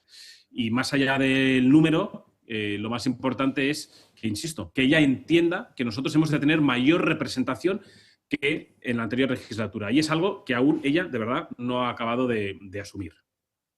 José María Francas también tiene una pregunta para usted. Sí, a ver, es que decir, a ver, la sociedad está acostumbrada a que cuando un político explica, pues se cree que le está tomando el pelo. Es una premisa, ¿no? Con lo cual, la confianza que hay en lo que se dice y ya no te cuento, frente a una negociación o frente a un resultado electoral, pues suena todo a música celestial. Pero es que en lo de Guardiola, que ha salido aquí antes, Guardiola, en el mismo corte, dice algo parecido a que estamos de acuerdo en políticas en un 90%, pero no estamos de acuerdo en, no sé si dicen las consejerías o en los sillones. Claro, un 90%, dice ella. Si tú dices que no hay acuerdo en inmigración, no hay acuerdo en la UOC y no hay acuerdo en el Pacto Verde, ostras, el 10%, el otro no sé qué será un 90%, porque eso casi es lo más clave de todo, con lo cual falla algo, ¿no? Es decir, no hay un acuerdo del 90%. Si fallan esas tres piezas, para vosotros, que sepa yo, son claves y forman parte de bastante del paquete que Vox pretende poner encima de la mesa en cualquier sitio. Efectivamente, yo creo que eso es una de las grandes aportaciones que hace Vox al panorama político. Solo faltaría, ¿verdad?, que no coincidiéramos en bajar los impuestos, claro, o que no coincidiéramos en la necesidad de impulsar mayor vivienda social o facilitar a las empresas que quieran levantar más vivienda, porque el mercado de la vivienda está saturado. Evidentemente, ahí hay un punto de coincidencia, pero se trata de que Vox está obteniendo cada vez más apoyo porque está dispuesto a desmontar ese entramado legislativo y político que ha construido PP y PSOE en materia, por ejemplo, del Pacto Verde Europeo, de las políticas migratorias, de las políticas de género, ideológicas, en lo woke, como bien decías. Pues claro, eso es lo que nosotros queremos cambiar y es por lo que Vox ha tenido el doble de representación en Extremadura como ha tenido en Aragón, y eso lo hemos de hacer valer en la negociación. Yo creo que eso es de sentido común y hacer lo contrario sería traicionar a los votantes y, por supuesto, traicionarnos a nosotros mismos, y eso es lo que no vamos a hacer. ¿Y ella no se da cuenta que si el PP no arranca es justo por eso? Porque todo el campo no lo tiene a favor, porque no tiene a favor a la gente normal, porque no tiene a favor a la gente que está trabajando y se encuentra con que le están ocupando todo unos señores que son tirados en un avión. ¿No se da cuenta de eso? Es que es lo que es alucinante. Pues es una gran pregunta, porque parece que en cambio el señor Pérez Llorca en Valencia sí se ha dado cuenta, entendió el mensaje que mandaron los valencianos en las urnas y pudimos llegar a un acuerdo. Yo creo que muy sensato, de sentido común, que parece que en Extremadura no sirve. Y es probable, no lo sé porque aún no hemos empezado a hablar con el Partido Popular, pero podría darse la circunstancia de que ese cambio también pudiéramos implementarlo en materia migratoria, en materia ideológica de género, en materia del Pacto Verde Europeo en Aragón, y que en Extremadura pues, no se pudiera llegar a ese acuerdo. Entonces, yo creo que claramente el problema tiene nombres y apellidos. No obstante, seguimos con la mano tendida por responsabilidad, pero insisto en la idea de que nosotros no vamos a traicionar a nuestros votantes porque hemos venido de verdad, y nos lo creemos, a cambiar todo eso que no funciona. Entonces, ¿el problema es PP o es Guardiola? Lo digo porque parece que hay una segunda oportunidad. Si la primera investidura falla, una segunda oportunidad, igual habría oportunidad de cambio de candidato con alguien que fuera capaz de entender qué está pasando en Extremadura. Pues eso es una gran pregunta que espero, de verdad y con la mano del corazón, que conteste la señora Guardiola lo antes posible, porque nosotros vamos a seguir defendiendo lo mismo. Y es ella la que tiene que entender que si sus compañeros de partido han asumido ciertos planteamientos, insisto, de sentido común en sus regiones, ¿por qué ella no los puede asumir? Eso no sé si es decisión del señor Feijóo o es decisión propia de la señora Guardiola. En cualquier caso, a nosotros eso nos da igual, con todo el respeto al Partido Popular, y vamos a seguir pues tendiendo la mano negociadora, porque al final aquí se trata de que los extremeños tengan un gobierno que funcione, un gobierno que cambie esas políticas y sobre todo pues que les garantice el sentido común que por desgracia hasta ahora, desde que salió Vox en el gobierno, pues no veían en cada política y en cada consejo de la Junta de Extremadura. Miguel Ángel Durán también tiene una pregunta. Hola, muy buenas tardes. Mira, la pregunta es muy concreta y es si ustedes tienen constancia o no acerca de si el señor Feijóo está o no de acuerdo con la posición de la señora Guardiola o dicho de otra forma, si saben ustedes si el señor Feijóo pinta algo en esta negociación, si tiene alguna capacidad de decisión o el señor Feijóo, lamentablemente para él, no tiene nada que hacer en relación con esta negociación. No digo que a ustedes les importe o no, porque antes ha dado la respuesta en el sentido que es una cuestión que el PP tiene que decidir, pero la cuestión está en si tienen ustedes constancia, alguien les ha comunicado si esto es si estas cuestiones tienen alguna respuesta, si el señor Feijóo pinta o no pinta algo en todo esto. Mira, a mí por lo que me trasladan los equipos negociadores no ha habido ningún tipo de conversación con Génova. La conversación ha sido directa con los equipos de Extremadura y con los equipos de la señora Guardiola y con la misma señora Guardiola. A partir de ahí, si la señora Guardiola informa o no al señor Feijóo, ahí ya no se lo puedo decir, porque lo único que nosotros conocemos y con los que tenemos interlocución, como he dicho, es con el equipo de Extremadura, entre nuestros equipos que están ahí también. Gracias. Y por último, Miguel Ángel Gómez, también la última pregunta, Ignacio. Yo le hablo como un ciudadano que ve esta situación que tenemos en España verdaderamente caótica. Estamos en una situación de cambio absoluto que todos confiamos que se materialice en breve. Pero usted en su exposición ha hablado de porcentajes. Y hablar de porcentajes es muy peligroso, porque evidentemente ustedes se acercan al 20%, que es un porcentaje importante, y con ese 20% plantean, con toda lógica, que quieren que sus propuestas y sus ideas se mantengan. Pero si ustedes tienen el 20% y hay una postura contraria, quiere decir que el PP tiene el 40%, y esa postura o esos aspectos no le parecen bien. Y se tienen que adaptar a lo que ustedes digan porque tiene el 20%. Y en algunas cosas, como usted ha dicho, que se ha pactado, por lo menos se ha acordado con el Partido Socialista, quiere decir que en algunas de esas materias los extremios han dicho por un 80% que no están de acuerdo con sus ideas. Llevar las ideas respaldadas solamente por porcentajes a mí me parece peligroso. Entiendo que se defiendan, pero que se impongan, tengo mis dudas. Y coincido plenamente con usted. Nosotros en ningún caso queremos imponer nada. Entendemos que van a haber puntos de desacuerdo, y es lógico, y no traslado el porcentaje a ideas, sino el porcentaje a la capacidad de poder impulsar esas ideas. Evidentemente, lo que nosotros no queremos es un gobierno del Partido Popular, sino un gobierno de coalición con el Partido Popular. Y en ese escenario, el Partido Popular ha de entender que nosotros, desde nuestras responsabilidades que lleguemos a pactar, podamos impulsar políticas en las cuales ellos pues no estén al 100% de acuerdo. Pero quiero dejar muy claro que, de verdad, nosotros no queremos imponer absolutamente nada, ni todo nuestro programa, solo faltaría, porque somos conscientes de la proporcionalidad que han decidido los electores. A partir de ahí, pues nosotros vamos a seguir, como he dicho, con responsabilidad, con la mano tendida, para dar respuesta a los españoles, que yo creo que estamos en un momento de zozobra nacional, con unas instituciones absolutamente arrasadas, con un gobierno corrupto, y muchos españoles pues quieren un cambio, y nosotros no vamos a fallarles, pero eso pasa por, evidentemente, defenderles y defender las ideas pues que, como todos ustedes nos han oído desde hace mucho tiempo. Muchas gracias. ¿Cómo se explica, don Ignacio, cómo se explica que en Valencia el acuerdo entre el PP y Vox tardara 12 horas y en Extremadura llevemos más de un mes sin acuerdo? El mismo Partido Popular. Bueno, pues yo creo que, y lo digo con mucha humildad, no nos sorprende, por desgracia. Sabemos que el Partido Popular, pues según en el lugar en el que esté, dice una cosa o dice la contraria, y parece que eso al presidente del partido le parece bien. No soy yo quien ha de juzgar esa estrategia ni esa manera de actuar, pero es una realidad, como bien has comentado y hemos constatado. En Valencia hemos podido llegar a acuerdos, en Baleares estamos llegando a acuerdos, hemos logrado impulsar la prohibición del burka, estamos impulsando temas de la memoria histórica. Bueno, pues en Extremadura no.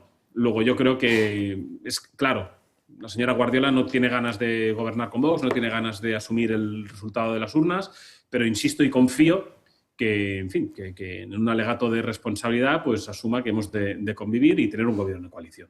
¿Me permite que haga una incursión catalana? Salvador Illa, presidente, tengo que ir a votar. Salvador Illa, presidente de la Generalitat, salió hace una semana por la puerta de atrás de la Vall d'Hebron en una silla de ruedas, está en su casa y parece que tiene un diagnóstico, según dicen, de osteomielitis. No está bien, pero nada se sabe, al menos aquí no ha llegado la información, de si Salvador Illa va a estar en condiciones de regresar a su empleo público, si se está recuperando, cómo se encuentra. Y segundo, ¿las rodalíos o rodalías están funcionando o no están funcionando? ¿Esquerra Republicana va a asumir alguna vez que el que las rodalías no funcionen también es su responsabilidad y ha sido su responsabilidad?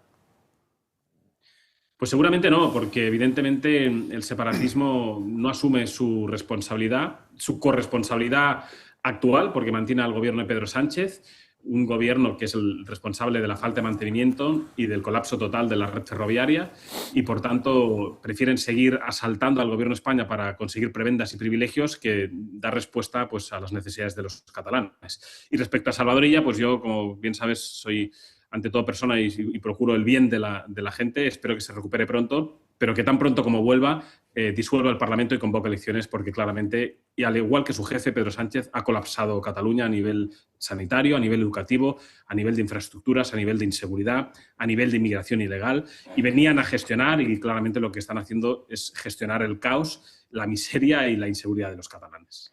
Ignacio Garriga, muchísimas gracias por atendernos. Sabemos que es un momento complicado, pero nos ha hecho este hueco. Gracias, como siempre. A vosotros, muy buenos días y gracias por darnos la oportunidad. Gracias. Pues complicado está la situación, el panorama en Extremadura. Veremos a ver si se llega a un acuerdo. PP y Vox se ponen de acuerdo, más bien Guardiola acepta esas líneas rojas, esos puntos que Vox ha puesto sobre la mesa, o de lo contrario habrá de nuevo unos comicios electorales en Extremadura. Nos vamos a ir rápidamente a la última pausa publicitaria y a la vuelta seguimos aquí en Dando Caña. 6 del mediodía y vamos a hablar ahora de lo importante que son ustedes para esta televisión y como siempre lo vamos a hacer de la mano del Club de Amigos.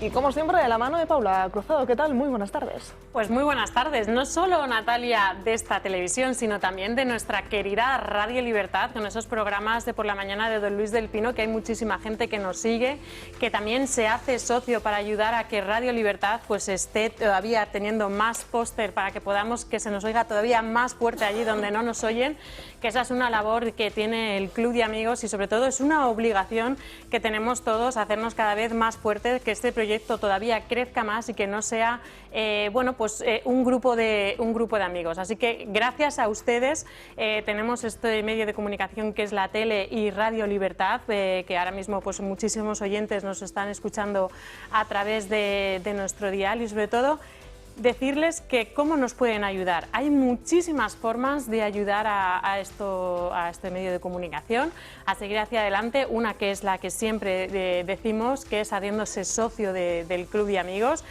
con una cuota que hoy en día es menos que un café. O sea, hay mucha gente que nos dice, bueno, pues el café o la cajetilla de tabaco me lo voy quitando y lo voy dando para que ustedes sigan hacia adelante, porque nos dan las gracias por estar ahí. Y nosotros les damos las gracias a ustedes por ayudarnos a seguir y sobre todo a alzar la voz y a decir esas noticias o esa información que otros medios de comunicación callan día tras día o no callan pero manipulan.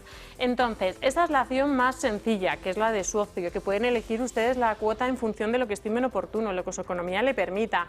Puede ser de forma mensual, trimestral, semestral, anual, lo que quieran. Y además, esa cuota de socio, como ya saben, a final de año pueden desgravarse la declaración de la renta.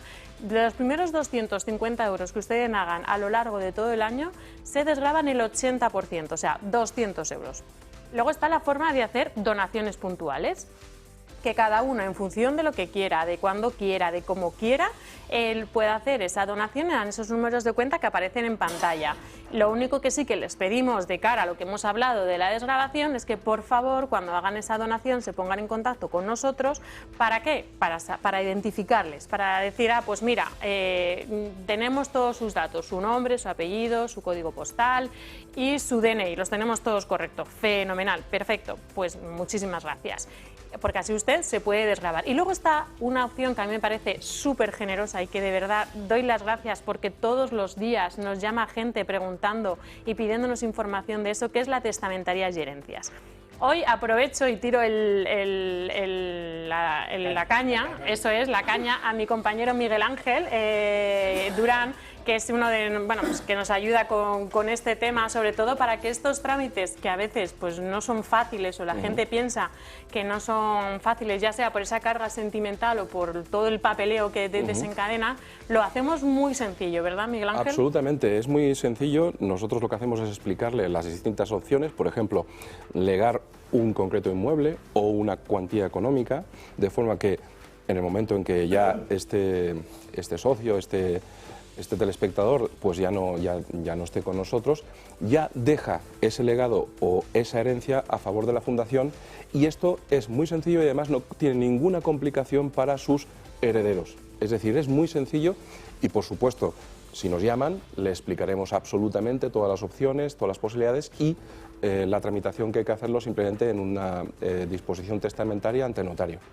Y además es de decir que mucha gente nos dice, ¿pero perjudica a mis herederos? No, para nada en absoluto. En absoluto. Al final es un acto de gratitud, o sea, que la persona que confía en nosotros para que sigamos siendo, bueno, pues esa voz, ese empuje para seguir defendiendo pues todos nuestros principios y nuestros valores, no deja para nada excluidos a sus seres queridos. En absoluto. Y además, pues aprovechando que se informa acerca de las distintas maneras o formas en que pueden dejarse un legado, un inmueble o dinero al Club de Amigos, lo que aprovechamos también es para resolver todas las dudas que tengan respecto de su herencia. Es decir, lo que pueden hacer es aprovechar para preguntar todas aquellas dudas que tengan respecto de la herencia que tengan con sus hijos y demás. Nosotros le vamos a asesorar sin ningún coste, obviamente, para que tengan absolutamente clara cuál es la decisión que adopten en el día que ya no estén con nosotros. Y sobre todo mucha gente también piensa que el hacer el testamento tiene un coste económico elevado, por eso lo van dejando. No. Es un tema que bueno, lo dejo para más adelante, y decir que al final tiene un coste que no llega a más de unos 40-50 euros. Así es decir, sobre todo a través de los notarios con los que habitualmente colaboramos, el coste sinceramente es muy reducido.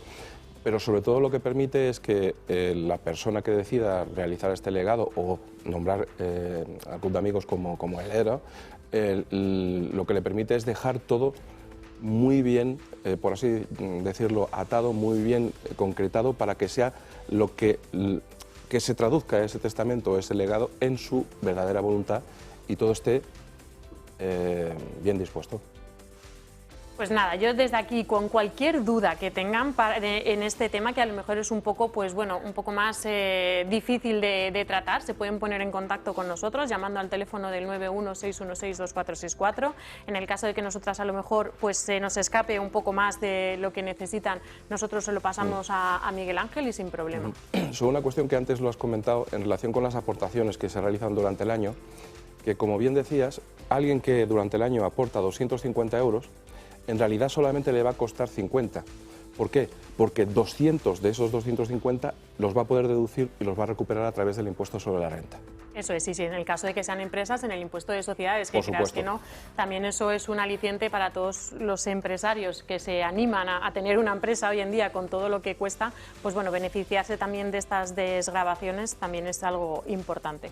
Yo seguro muchas veces me dicen algunos espectadores, bastantes, cuando me los encuentro en la calle, a ti te pasa, bueno, nos pasará a todos, ¿no? Porque pues nos reconocen como si estuviéramos en su casa propiamente y nos dicen, bueno, muchas de las cosas que dices me gustaría, cuando os estoy escuchando, bueno, hola, Miguel Ángel o cualquiera de nosotros, ¿no? Dice, me gustaría que otra gente lo escuchara, porque esto no se dice en ningún sitio, ¿no? Y te dicen muy motivado, dice, qué pena que no, pues no sientan pena, ayuden al Club de Amigos. Porque si ayudan al Club de Amigos, con sus aportaciones, puede ser que esas personas a las que hoy no podemos llegar, porque no tenemos los medios, lleguemos. Y cuando muchas personas escuchen los razonamientos, las explicaciones, los análisis que aquí se hacen, por gente que entiende, por gente que sabe, por gente que se lo ha estudiado, por gente sólida, seria, responsable, sensata, sostenible, resultará que la sociedad irá cambiando poco a poco, porque al final somos la sal, esa sal que decía el Evangelio de este domingo, la sal de la tierra. Y la sal hay que mantenerla salada. Totalmente, así que desde aquí a todas aquellas personas que nos están viendo, que a lo mejor ya son ya son socios del Club de Amigos, pues si son socios, animen a su círculo de amistades a que se acerquen a esta televisión, a que se acerquen al Club de Amigos, que de verdad que no se van a arrepentir. Todo el mundo que se da de alta nos da siempre las gracias y nos dicen que por favor que sigamos dando caña en este caso y sobre todo pues que sigamos defendiendo lo que todos ustedes al otro lado del televisor comparten con nosotros. Así que llámenos Pues al que además es que no hay trampa, 916162464, importante. No hay trampa ni cartón, o sea, ustedes ven lo que nosotros defendemos, lo escuchan, pero lo puede oír todo el mundo, el gobierno también lo oye, ¿eh? Y otros medios también. El otro día me decía Paco Pardo Stone, el de Pardo Stone Design, que ha hecho una oferta a la gente que han sido o familiares de las víctimas del catástrofe, del siniestro de Ademuz. Pardo Stone Design, que entre otras cosas, además del tema del mármol y de los diseños, ellos hacen lápidas muy bonitas, por cierto, para los cementerios, para las tumbas. Y Paco Pardo, que es un tipo formidable, llamó inmediatamente diciendo, oye, si hay familiares de personas que han fallecido, le vamos a regalar la lápida, que nos llamen, porque les vamos a regalar la lápida, además la que ellos quieran, como ellos quieran, con la inscripción que ellos quieran, con la fotografía incluso de la persona fallecida, hacen unas cosas preciosas en arte funerario. Entonces, si tenéis alguien, conocéis a gente que ha pasado por esa experiencia, llamar a Paco Pardo Stone Design y tendréis esa oportunidad de que, no sé si podemos poner también el teléfono de Pardo Stone para que lo tengáis. Pero es que me hacía un comentario divertido, me decía, es que en cuanto salí en vuestra casa explicando lo de las lápidas, empezaron a venir otros medios de comunicación en España para hacer reportajes sobre por qué habíamos hecho eso, etcétera. Es decir, que lo que hace esta casa, lo que dice esta casa, las noticias que damos, porque muchas veces damos información sin empezar con exclusiva, con grandes campanadas y sonidos. No, contamos las cosas porque las conocemos, tenemos muchas veces, mejor información que otros medios y la damos y la contamos. Pero es que hay muchos medios para los que somos referencia. Somos referencia para otros medios en España. Y por eso también el que podamos ser un poquito más fuertes, el que Radio Libertad esté en Barcelona, esté en Valencia, esté en otras partes, depende solamente de su generosidad. Pueden hacer donaciones concretas en este momento que van a ser aplicadas al crecimiento de Radio Libertad y de sus programas y del programa de Luis del Pino, etcétera, etcétera, que pueda durar incluso más tiempo. Todo eso se puede hacer con ustedes. Si son muchos, con un poquito de esos muchos, se puede hacer. Y las cuentas corrientes no sé si las podemos poner para que la gente también las conozca. Sí, estábamos viendo ahí ese número de teléfono de Pardo Stone. Demasiada imaginación, tampoco demasiada inventiva. Una cosa que en algunos medios de comunicación hay excesiva imaginación e inventiva. Bueno, para hacer un donativo a esta casa tienen que llamar a ese número y si llaman a ese número se lo pondrán muy fácil. Y por supuesto siempre saben que siempre tienen la desgravación de la renta. Perdona, Miguel Ángel. Yo tengo mucha inventiva, te puedo asegurar que si lees mis libros te darás cuenta. Pero no hemos comentado que me lo voy a leer en el tren. Incluso me voy a llevar la enciclopedia británica para poder leerla. No le voy a regalar uno que tengo de catástrofes porque va en el tren. Pero yo me refería a inventiva durante el programa. Ya. Paula, como siempre, muchísimas gracias. Gracias a vosotros siempre y de verdad que espero que se pongan en contacto con nosotros, que como digo, necesitamos su ayuda para seguir creciendo. Así que gracias por todo. Pues ese número de teléfono, ese correo electrónico para cualquier duda, para cualquier sugerencia, sobre todo para que entren a formar parte de esta gran familia. Vamos Natalia, a retomar... como decía un profesor mío, si tienen alguna duda, llámenme que se la ampliaré con mucho gusto. Paula ya pues la resuelve. Totalmente. Vamos a volver a un tema que hemos pasado prácticamente de puntillas, ese acuerdo de Mercosur, porque ya saben, los agricultores, los ganaderos de nuestro país están hoy en la calle, en Madrid, en esa gran protesta con 500 tractores, más de 2.000 ganaderos y agricultores. Vamos a escuchar a algunos de ellos y vamos a escuchar sus reivindicaciones. Para defender más que nada nuestro campo, nuestro futuro y nuestra libertad a la hora de poder producir sin ningún tipo de impedimentos, como nos está poniendo Europa ahora con unos tratados que acaban de firmar, el famoso Mercosur, que nos van a dejar en una competencia totalmente desleal. Estamos aquí para intentar reivindicar nuestros derechos, por nosotros, por vosotros los consumidores, para intentar que por lo menos estos productos se consuman nuestros productos en vez de terceros países y el nuestro tenerlo que tirar por los suelos. El sector agrario pues está en unas condiciones pésimas y no se puede permitir la entrada de Mercosur porque arruinará totalmente el campo. Pues Mercosur, ¿qué os parece ese acuerdo? ¿Qué os parece esta desigualdad con la que pretenden que los agricultores sigan su día a día? No, yo creo que Buxade lo ha explicado suficientemente bien para que la gente lo vuelva a escuchar. O sea, yo lo que de que el comercio internacional sea libre es una cosa que nunca me ha molestado. Me parece que al final hay que llegar a eso. Pero hay que llegar a eso con las mismas condiciones, claro, porque si yo lo monto, pues cojo niños de 15 años y los pongo a trabajar y competir con una empresa que tiene seguridad social, que tiene no sé qué, que tiene no sé qué, pues evidentemente me voy a llevar el gato al agua yo, cuando es absolutamente injusto lo que estoy haciendo. Eso me parece que lo entiende cualquiera. Entonces hay que igualar, habrá que poner condiciones, pero como mínimo igualar las condiciones. Y ya lo que no tiene ningún sentido, que lo ha explicado muy bien Buxade, es si resulta que el producto químico tal es malo para mi salud, a mí me da igual que lo usen los tíos de la Vall d'Urgell, o las aceitunas de arriba, que los tíos de la Pampa, es que me da igual. Si es malo, es malo. Y si no es malo, no es malo ni aquí ni allí. Con lo cual, eso es lo que es absurdo. O sea, lo que es absurdo es que haya condiciones distintas. A partir de ahí, como hay condiciones distintas, o eso se resuelve o estás condenando a los tuyos a hundirte en la miseria. Eso sí, además podemos poner razones menos serias, que serían las de conveniencia de que cuidar el campo y sacarle provecho tiene ventajas, muchas ventajas de cara no solamente a mi alimentación, sino al propio campo. Por ejemplo, los incendios, por ejemplo, una serie de cosas. Todo eso abundaría más. Pero eso probablemente abundaría en otro sentido.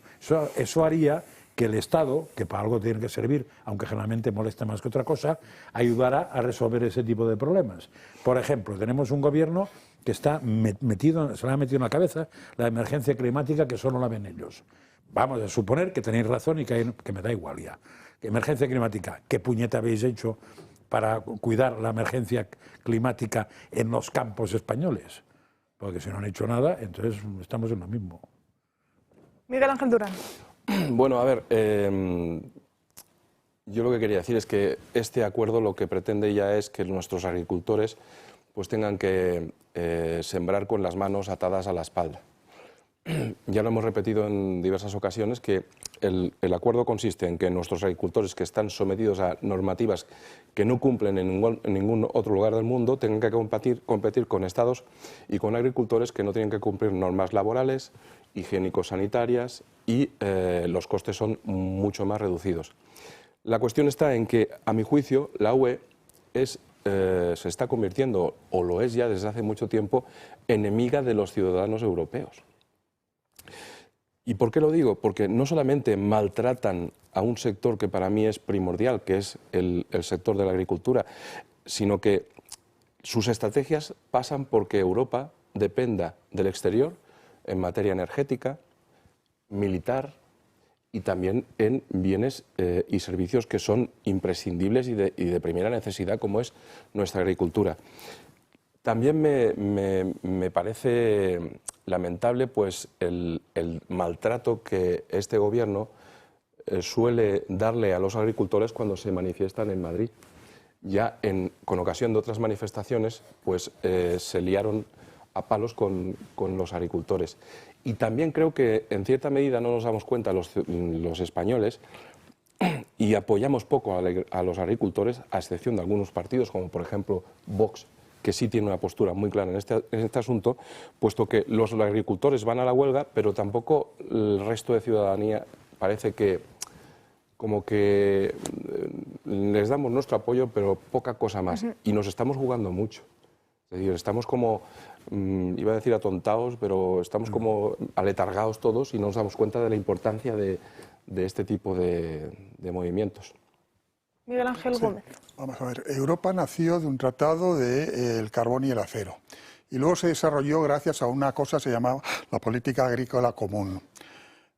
Los nuevos dirigentes europeos se creen que esas fases han desaparecido y hemos pasado a una tercera fase, lo cual no es cierto. Yo el otro día ya comenté la distorsión que hay en el acuerdo entre el norte de Europa y el sur de Europa, la parte industrial, la parte agrícola, agropecuaria.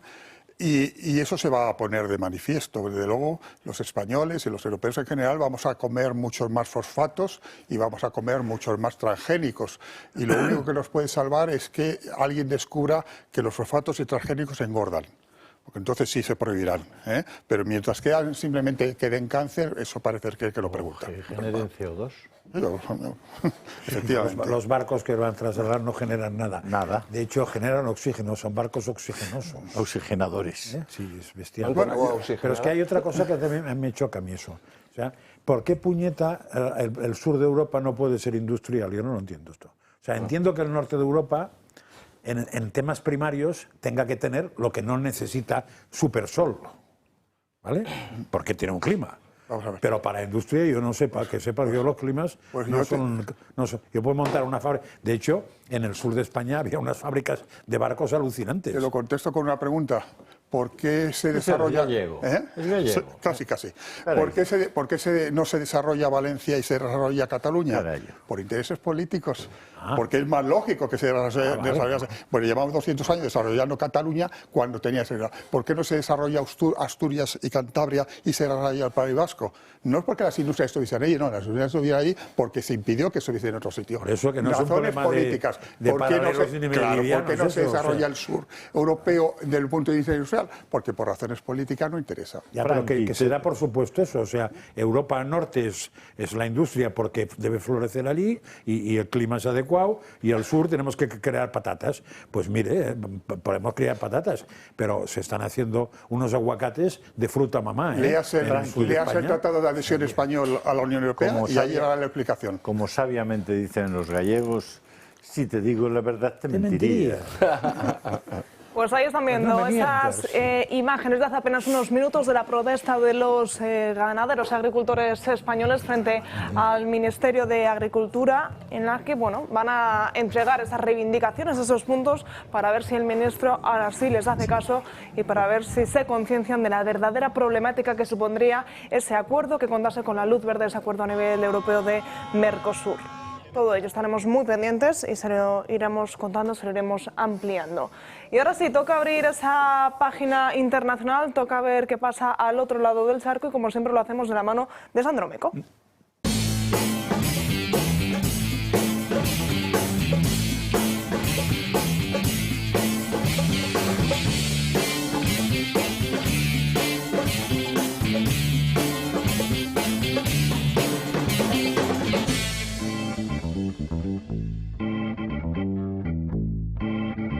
Bueno, debemos ser honrados con nuestra audiencia. Hoy Sandro Meco no está, pero hemos generado con inteligencia artificial un avatar y que nos ha quedado francamente bien, la verdad.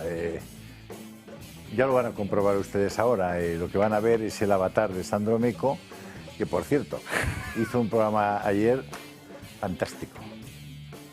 Bueno, como representación de inteligencia artificial de ese tal Sandro Meco, sea quien sea, transmito mis agradecimientos, los agradecimientos de hecho de Sandro Meco desde su casa. No, ya en serio, qué bien estar aquí. Es de verdad, es de verdad. Sí, no me tires algo a la cabeza por si acaso, que ya te estoy viendo, y no puede ser. Qué bien estar todos reunidos por aquí. En unas horas... ¿Qué me hiciste ayer, macho? Muchas gracias, Julia. Pero es que está de subidón, porque ganó la Super Bowl, la ganó su equipo, entonces ya está que sale de arriba. Sí, estoy contento. Su equipo. Después de ver bailar a Bad Bunny. Eso sobre todo, claro, sí. No, pero es verdad, o sea, que ganase... Pero ganó ese touchdown final. La verdad, fue muy de defensa el partido, fue muy de defensa. Defense. Sí, mucha defensa, mucha defensa. A mí me encanta la NFL. A mí también. Me encanta. Yo llevo y la NBA. Sí. Los norteamericanos ni lo dominaban, sino que lo que hacían es ponerse las botas. Perdona, eso a ti te iría fenomenal. Es un deporte que si te pones con los del equipo de enfrente, jamás se pega nadie con nadie. Eso es verdad. Están todos encantados, se lo pasan pipa, disfrutan, se divierten, juegan al fútbol americano 12 minutos en todo el partido, el resto son 3 horas. El resto están dando paseitos. Es un deporte, está claro, ¿no? Es un espectáculo. Es un verdadero espectáculo, pero ojo, hecho por unos tíos que ponte a correr a su lado, claro. O echarles un pulso, si tiene valor. José María, que NFL, yo soy más de Kentucky Fried Chicken, ¿no? Eso también, ¿no? Sí, como dice Leo Harlem, dice ahora voy a un gimnasio de tapas.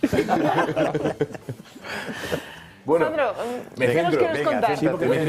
Céntrate, Avatar. Pues, como en unas 5 horas, Donald Trump va a recibir a Benjamin Netanyahu en la Casa Blanca en un encuentro en el que ni Estados Unidos ni Israel van a ser las grandes protagonistas, sino Irán. Y si no, atentos a las palabras del primer ministro de Israel. Durante esta visita discutiremos una serie de asuntos, pero principalmente las negociaciones con Irán. Presentaré al presidente nuestra postura con respecto a los principios de la negociación, los principios importantes y, según nuestro punto de vista, los principios que no solo son importantes para Israel, sino para todo aquel en el mundo que busca la paz y seguridad en Oriente Medio. Es decir, después de ese trato que ha tenido el gobierno iraní hacia todos aquellos manifestantes, básicamente lo que dice Benjamin Netanyahu es, bueno, vamos a ver por qué camino procedemos, porque igual fiarse de Ali Khamenei no es la mejor de las ideas. Y la cuestión es que ese pensamiento no solo lo tiene Netanyahu, porque en una entrevista concedida a la Fox News, Donald Trump tampoco se termina de fiar no de que se llegue a un acuerdo, sino de que el acuerdo se mantenga. Creo que Irán quiere llegar a un acuerdo, y que serían estúpidos si no lo hicieran. Acabamos con su potencia nuclear la última vez. ¿Cree que es posible que el acuerdo con Irán, con el régimen actual, se pueda mantener? No lo sé. Quiero decir, no lo sé. Sí sé algo, que quieren llegar a un acuerdo. No hablaron con nadie más, pero sí quieren hablar conmigo. Bueno, y veremos si Netanyahu y Trump llegan a un acuerdo con respecto a otra cuestión, porque esa no ha sido la única entrevista que ha dado el presidente de los Estados Unidos. En el portal Axios, que están a punto de ver en sus pantallas, Donald Trump ha rechazado cualquier intento de Israel de anexionar Cisjordania. Piensa que es un tema del que no se debería hablar en este preciso momento y que se deben centrar principalmente en la cuestión iraní. Así que esos son los ingredientes de una reunión que será, bueno, se celebrará eso alrededor de las 5 de la tarde hora española.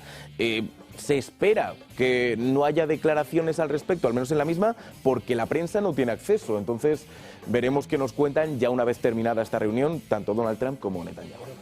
Pensar cuando veo a Netanyahu y hace muy bien en defender los derechos de su pueblo, no puedo dejar de pensar en que no haya la misma fuerza internacional y el mismo interés y la misma proyección desde el punto de vista de la información de la masacre de los cristianos en África, en Oriente Medio, en Siria, los coptos, en los armenios. Es que es una cosa increíble, miles y miles de personas que son, bueno, algunos, por ejemplo, crucificados, que los colocan en las propias carreteras para exhibirlos.